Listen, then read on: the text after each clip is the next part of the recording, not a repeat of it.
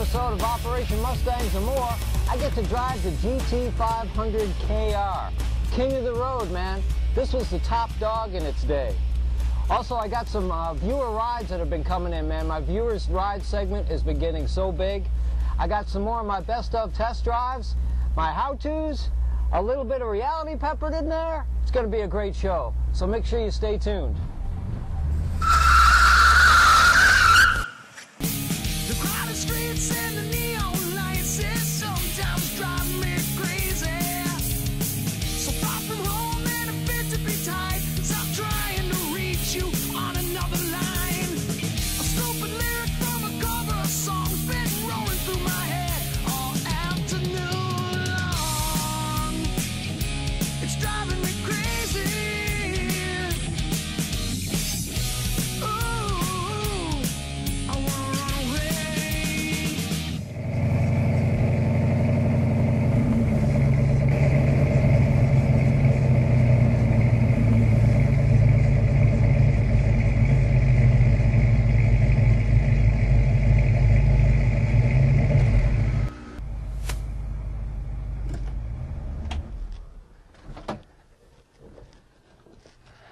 Well, I'm down to my last test drive, and we just got done with this one.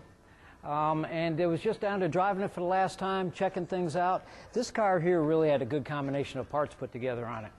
I like this one. What we did was we put together a nice streetable car for this guy. What we did was we put in roughly a 500 lift camshaft in it. We put in a 2500 stall converter in it. It's got factory air conditioning with a new style compressor on it.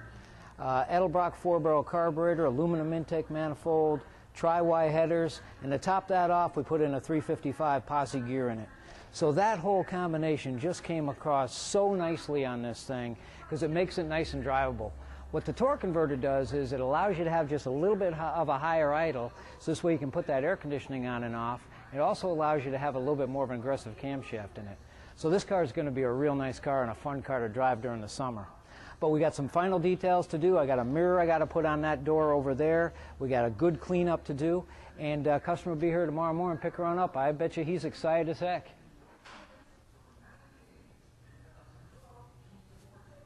Order a bunch of parts to get ready for the car show this weekend? And I got a hot deal, too. You think?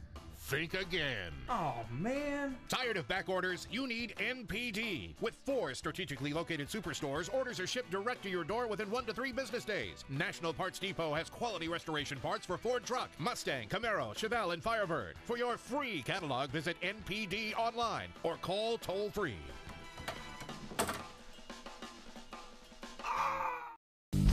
You ready? I'm recording. All right. Take one.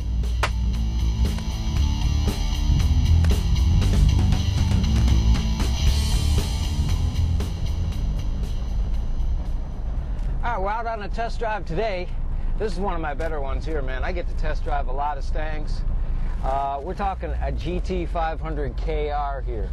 Now, KR stood for King of the Road. The GT500s first came out in 1967, and that's when they first started putting big blocks in Shelbys. The whole horsepower war was just going nutso, and so they decided, look, let's drop a big block in a Shelby. And Shelby came up with this. He put 428s in these things. They're Cobra Jet engines. And so they had, the KRs had special type of engine components inside the engine to make them stronger. They had external oil coolers on them. They had, this particular car, being a KR, has a special type of ram air setup on it for the air cleaner assembly. They usually had aggressive gearing in the rear end, which made them get out of the hole faster. You know, the whole thing about these cars was to just make them fast. And by doing this whole KR thing, King of the Road thing, it made them pretty fast. The insides of the 68s were different than the 67 Shelbys, meaning that they had wood grain across the dash and on the inside, as opposed to like a brushed aluminum look that the 67s had. 67s look nice, the 68s look just as nice, I think, with the wood grain. The 68 Shelby had a different type of a console. This is more of an elaborate type of thing. Kind of a handmade leather wrapped thing with wood grain in it too, and a couple of gauges up there. I like that. But these things were fast. These things would get up and go. And that was the whole name of the game back then. So we're going to take this thing through its paces. We just went through the engine in this thing. And more of a stock rebuild is what we did. We didn't do anything. I mean, you really don't need to do anything more than stock on these things. And then we're going to take her back to the shop, dial in a few other things, finalize it. Customer's anxious to pick it up like they all are, and I can't blame them.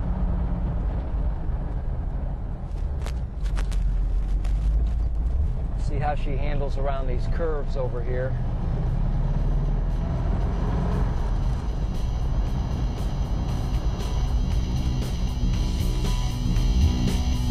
Alright, we'll come to my usual stop that I have over here.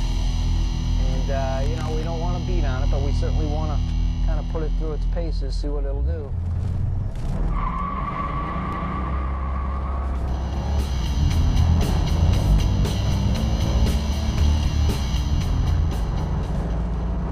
The nose on these cars, as you're shifting, just wants to go up to the moon.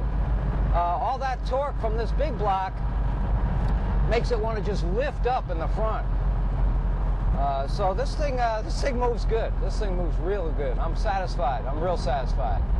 You know, you got to get a cross between something that's nice and streetable, but is also fast. Because you want to be able to take it out, take your wife out, take your kids out, and not have it run hot and not have it be stalling and doing all sorts of goofy things on you. But, oh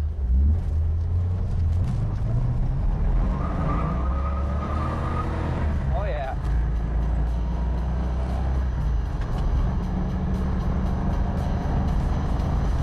Nice, nice. All right, let's get her back to the shop. We'll finalize a few things on it. I got an adjustment to make on this shifter. I can feel my clutch is a little bit low for my taking. I like it when I just push on that clutch and it disengages. So we'll make those adjustments and get her done.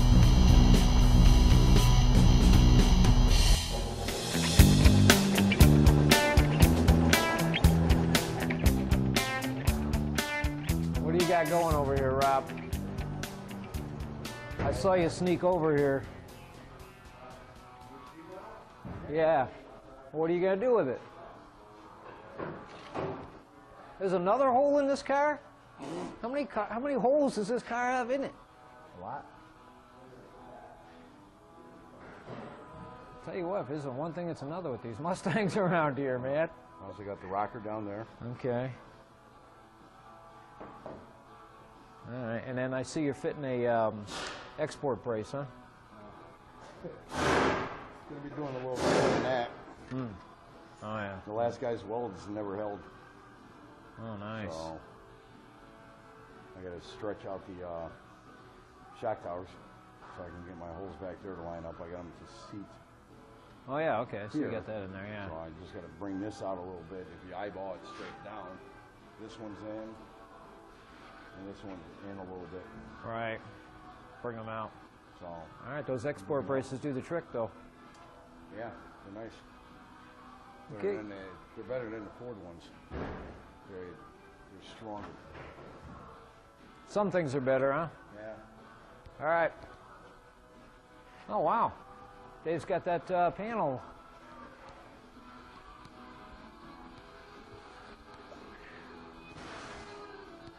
Ain't no hiding over here, Dave.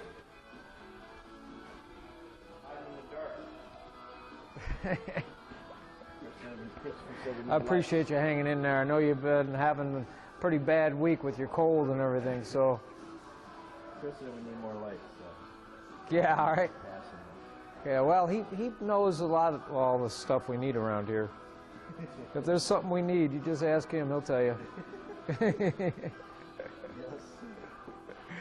Yes, he does.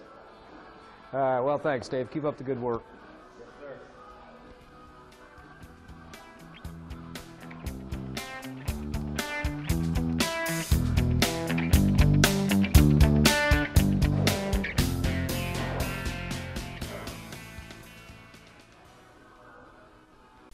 Hey, the Doc here from Operation Mustang. I'm here to welcome the folks from Kentucky Mustang to the Operation Mustang family. You know, the folks over at Kentucky, they've been in business since 1984. They have over 60,000 square feet of new and used parts for the 64 to 73 Mustang. They're always running specials for their shipping, so go to their website, KentuckyMustang.com, and if you call them, make sure you tell them the doc sent you. Are you ready? Yep. Take one.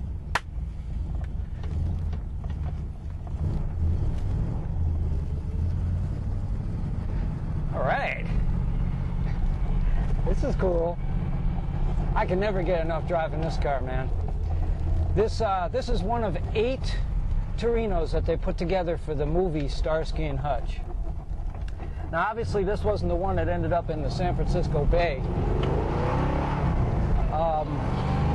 And I'm glad it wasn't that one there.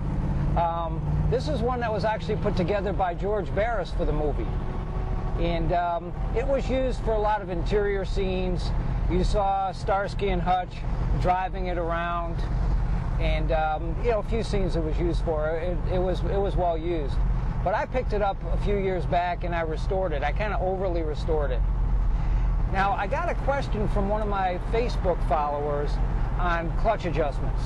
You know, these old muscle cars like Mustangs, Camaros, Cudas, and whatnot had a mechanical type of clutch adjustment to them, and the guy wasn't quite sure how to adjust his clutch. So I thought I'd use the old Torino to illustrate how to do that. And this car here actually was originally an automatic car. Now, I made it a stick shift car because in the movie they make the Torino out as being a stick. As a matter of fact, at the end, when the original Starsky talks to the movie Starsky, he says, hey, you got to double clutch it.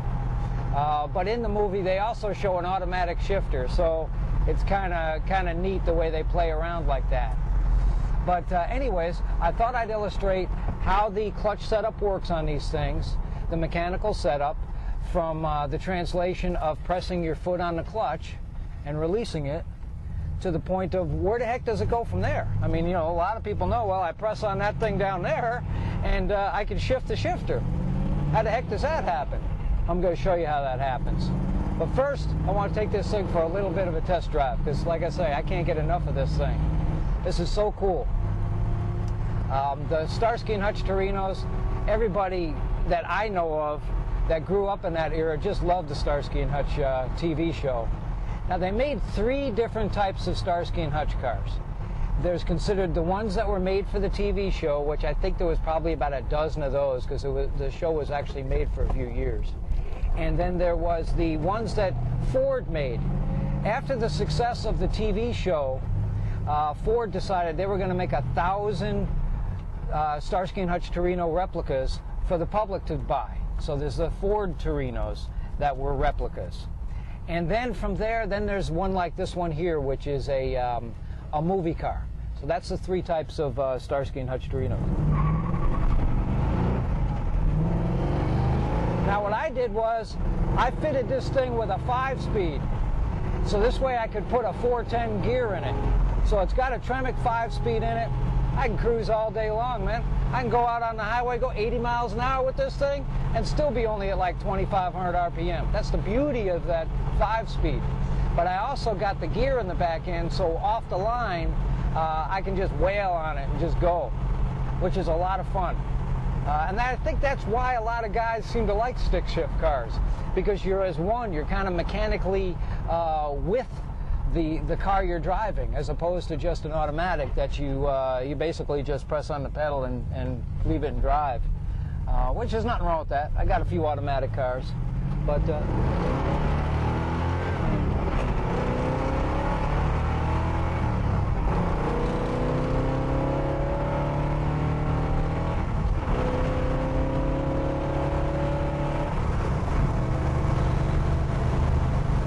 oh yeah.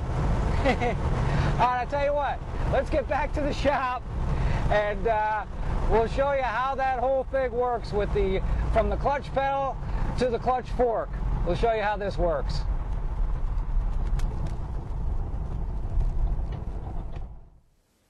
So I get a call the other day from a gentleman by the name of Bob Wheeling.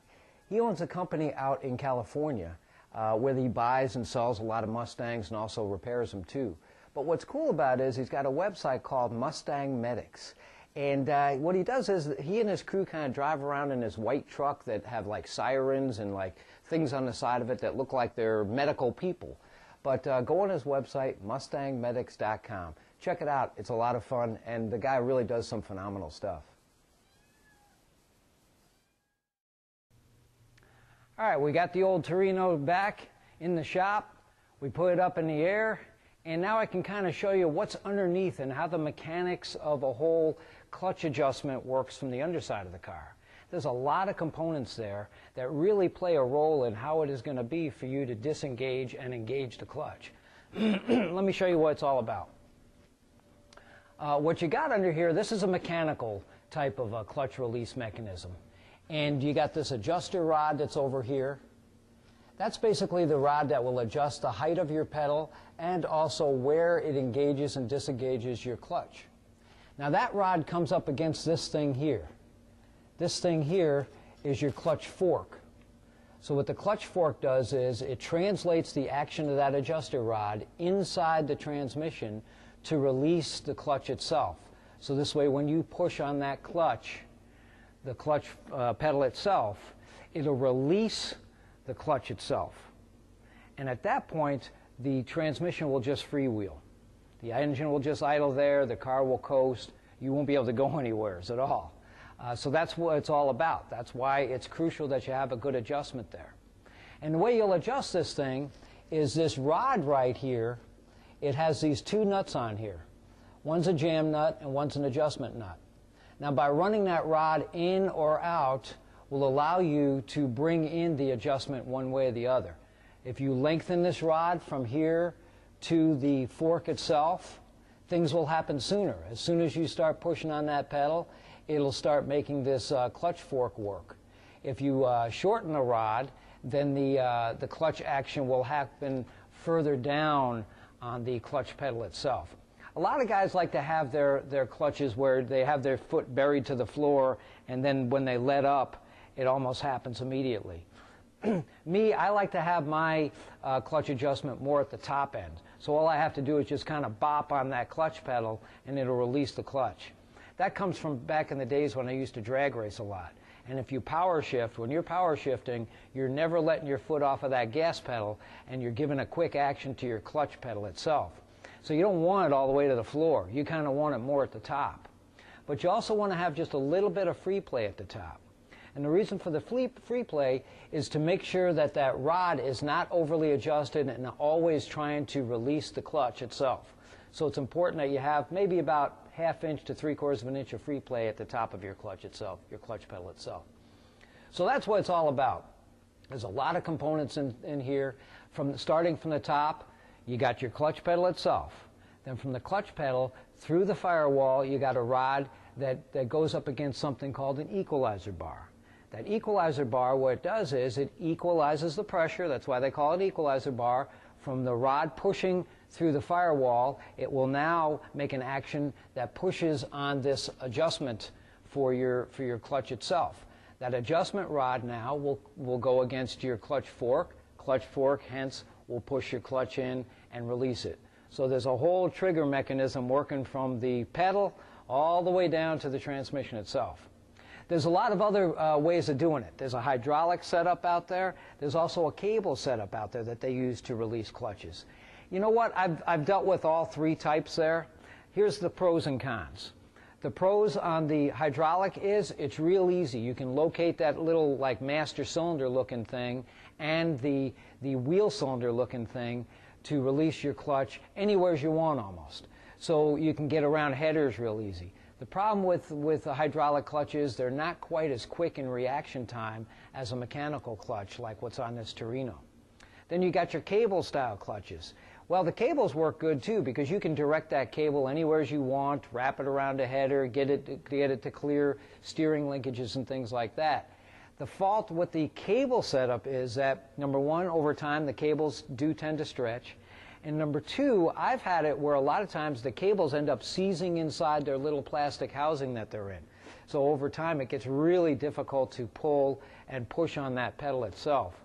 Same thing there, the reaction time on that is not as good as the mechanical stuff. Me, myself, I'll take a mechanical setup like what has on this Torino and most Mustangs and muscle cars all day long over a cable setup and a hydraulic setup. That's just me. I'm a little old school maybe, but it always works, and when something like that works, if you maintain it well, I stick with it. So let's go back up on top, and we'll take a look at a few other things, and we're done with this here.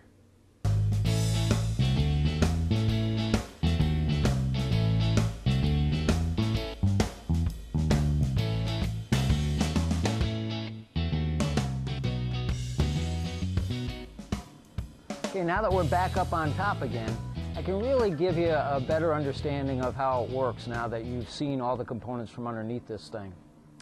The free play I'm talking about is just this little bit of play that I build in at the top of the pedal here. Before anything happens, you got this little bit of play. That's to ensure that the pedal is not on to the point where it's still releasing the clutch even though it's fully out. Then after that, it'll start releasing the clutch itself.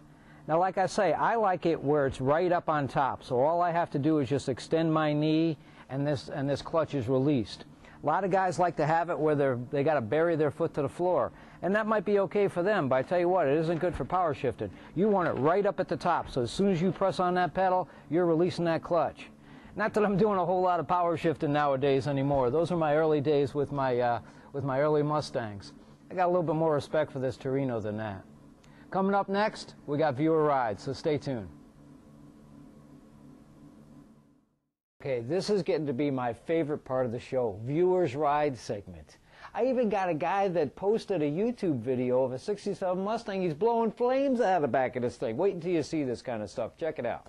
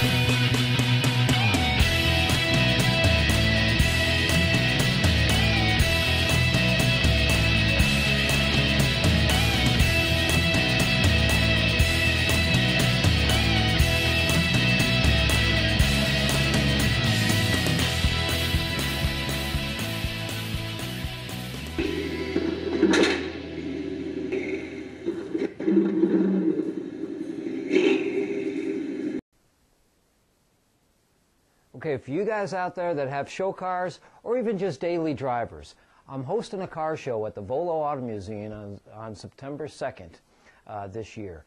It's a car-friendly and a participant-friendly show. I'm not going to be using white gloves and checking for numbers and things like that. It's going to be a good time at the Volo Auto Museum in Volo, Illinois. If you go on their website, volocars.com, you need to check this place out. They got all sorts of attractions at this place. Of course, they got their 5 or 6 buildings of collectible cars that are all for sale. They got a whole army thing for you, you guys out there that are into the whole military thing. But they got all sorts of stuff for the ladies, too. They got a big collectibles area of old stuff for the ladies, too. So it's fun for the whole family. So don't forget to check it out.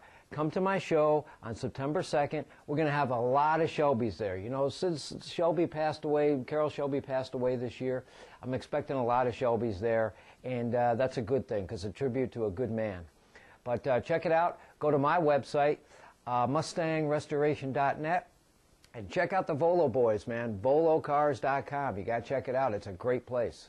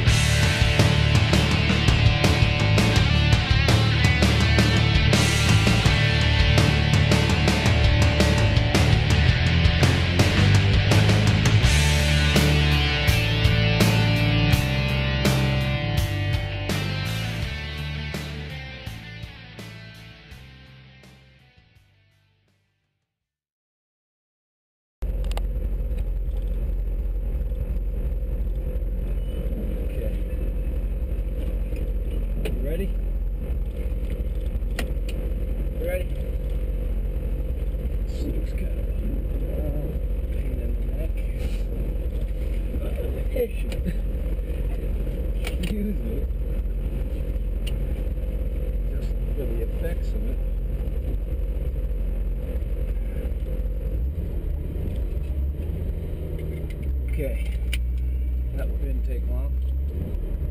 All right.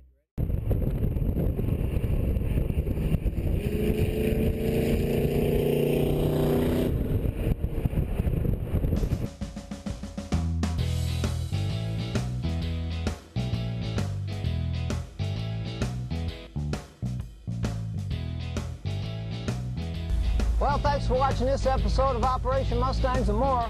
I had a real kick of a time this time, man, driving this old KR, doing a bunch of things inside the shop. You know, go to my Facebook, facebook.com /Operation Mustangs. Check me out, man. Like me, and you got a good chance of winning something. I'm giving away all sorts of stuff every other week or so. Also, make sure you keep sending me in your pictures of your rides, man. I got that Viewers Ride segment I'm building up, and I'm having a lot of fun doing it. And until next time, remember, this doctor, the doctor of restorations, I'm always in. See you next time, man. Take care.